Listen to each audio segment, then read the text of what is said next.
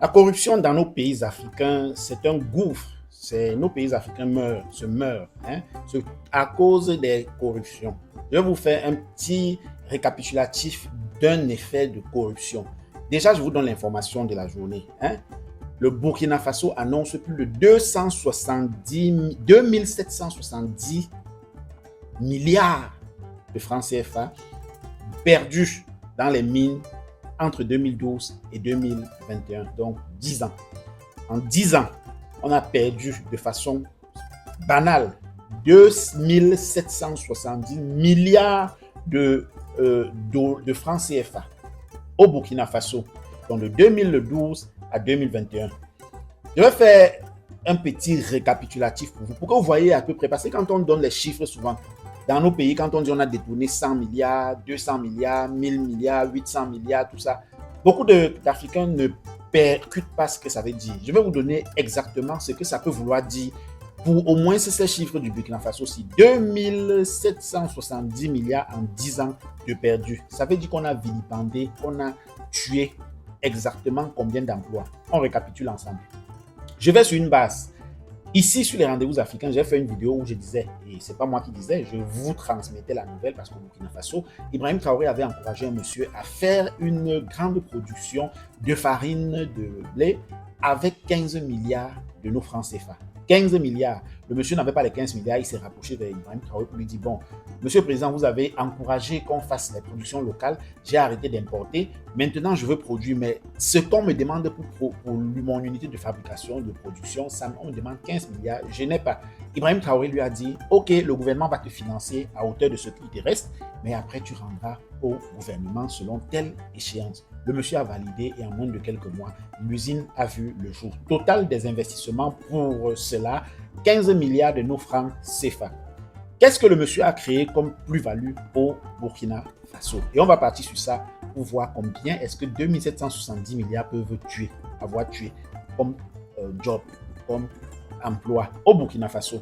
Le monsieur, avec ses 15 milliards, l'entreprise de 15 milliards, a recruté, selon les médias burkinabés, 300 emplois directs.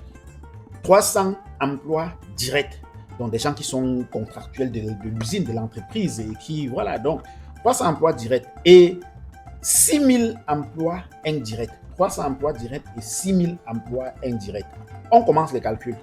Avec 15 milliards, il a recruté 300 emplois directs et 6000 emplois directs. Donc, il a sorti 300 Burkinabés du chômage de façon directe, ils sont contractuels, ils sortent le matin, ils vont travailler dans l'usine de montage, de fabrication de farine de blé propre. Maintenant, emploi indirect, c'est les emplois comme quoi? Vous allez voir quelqu'un qui achète cette farine de blé là et il s'en va à la maison faire du pain pour vendre, faire des beignets, des gâteaux pour vendre. Ça, c'est un emploi indirect qui a été créé. Vous allez voir les gens qui sont livreurs, une boulangerie va se créer parce que la farine se fabrique déjà au pays. Un monsieur va dire, il faut que comme la farine se fabrique déjà au pays, je vais donc créer une boulangerie. Il crée une boulangerie et à travers cette boulangerie, il recrute plusieurs autres personnes qui vont fabriquer le pain avec la farine qu'il a pris localement. Il va recruter des livreurs et tout ça. C'est tout ça qu'on appelle emploi indirect. Donc, c'est les emplois qui ont été générés depuis que l'usine a été créée et qui ont un rapport, une corrélation avec l'usine. Voilà. J'espère que vous avez compris ce qu'on appelle emploi indirect. Donc, on y va. Quand on divise 2770 par 15 milliards, parce qu'une usine comme celle qu'on vient de décrire était faite avec 15 milliards. Quand on divise, ça nous donne exactement 184, ce qui constitue le nombre d'industries avec pourtant valant 15 milliards que cet argent détourné ou bien perdu au Burkina Faso pouvait avoir créé au Burkina Faso. Donc, le montant qui a été perdu pouvait avoir créé au Burkina Faso 184 usines de production à hauteur de chaque usine de 15 milliards de francs CFA. Maintenant, quand on s'en va à faire le même prorata, si une usine de 15 milliards réussit à recruter 300 emplois directs et 6 000 emplois indirects, ça veut dire que pour les 184 usines auraient en principe recruté 56 100 emplois directs. Donc, 56 000 Burkinabés seraient sortis du chômage.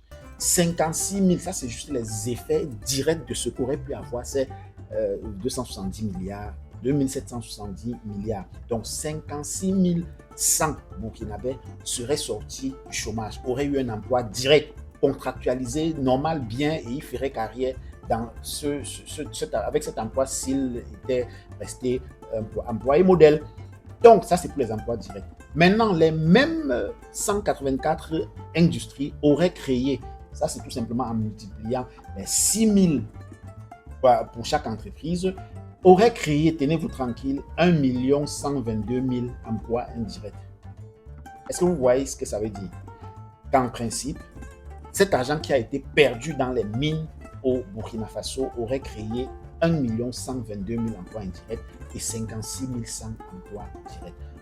On récapitule et on fait très court. Donc, on passe dessus et je vous explique maintenant comment est-ce que cet argent a été perdu. Quand on dit que l'argent a été perdu dans les mines, comment est-ce que ça a été perdu? C'est pas moi qui explique, hein. Je vous mentis pour gagner quoi. C'est là, c'est au Burkina Faso. Vous pouvez vérifier. Et tapez le titre seulement même 2770 milliards perdus dans les mines au Burkina Faso. On va vous dire, c'est les radios officielles, les télévisions officielles qui le disent. Donc, je disais que quand vous voyez, on octroie, on vend les mines en Afrique. Un pays comme le Burkina Faso, le Cameroun, le Mali, le Niger, le Sénégal, la Côte d'Ivoire, le Gabon, tous là. Il n'y a pas un seul pays qui vend les mines de façon convenable, de façon réelle, conventionnelle. Il s'en va, il dit, OK, les Chinois ou je ne sais pas qui arrive et dit, on a trouvé une mine, on s'accorde, on dit, OK, d'accord, vous nous versez, je ne sais pas quoi, banalement, 30 milliards par mois. Vous nous versez 30 milliards par mois et vous exploitez la mine pendant peut-être 30 ans. Voilà comment ça se passe, voilà comment ça se contractualise. Le contrat peut prendre une page. Une page de contrat pour une mine qui vaut, je ne sais pas combien de centaines de milliards de dollars. Peut-être je surestime le nombre d'argent que ça peut donner, mais regardez. Donc, on vient, on fait un format. OK, vous exploitez cette mine pendant 30 ans. Vous nous reversez peut-être 30 milliards de francs CFA chaque mois au gouvernement. Le reste, vraiment, c'est tout ce que vous faites. Ce que vous vendez, vous nous versez cela et puis le bénéfice, c'est pour vous. Voilà comment ça se passe, chers amis. Mais on ne contrôle pas la quantité d'or qui sort. C'est-à-dire, on ne contrôle pas la quantité d'or qui sort. On ne contrôle pas la quantité d'or que ces gens-là exportent. À combien ils vendent. Combien est-ce qu'ils font entrer finalement dans leur caisse par mois pour nous donner 30 milliards. Des fois, quand on y va et qu'on check cette information, les gars peuvent faire entrer 300 milliards par mois dans leur poche. Mais ils n'ont que 30 milliards à donner à nos gouvernements.